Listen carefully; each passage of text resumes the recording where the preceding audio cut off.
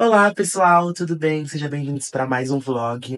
Agora aqui nos Estados Unidos são 6h04 da manhã. Eu acho que no Brasil é, tipo, 5h04, não sei. Tá muito frio aqui, tá, tipo, -3 graus. Tá muito frio. Vou me arrumar agora que eu tô indo pra escola.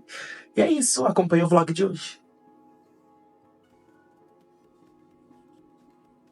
Bom, eu não vou nem tomar banho, porque tá muito frio aqui, gente. Sério, vocês não estão entendendo o que é isso. Eu só vou trocar de roupa porque eu já tomei banho ontem à noite. Bom, eu já tô pronta, já tô saindo um pouco mais cedo, porque a mulher do meu host family não vai poder me levar. Também não é tão longe da escola, assim. A casa não fica tão longe, mas antes eu vou passar num coffee shop, cafeteria, pra quem não sabe. Então é isso.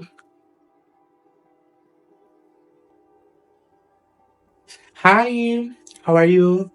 I want coffee, please. Gente, acabei de pedir um café. O café daqui é muito bom, juro. Já peguei o café, agora eu tô indo pra escola.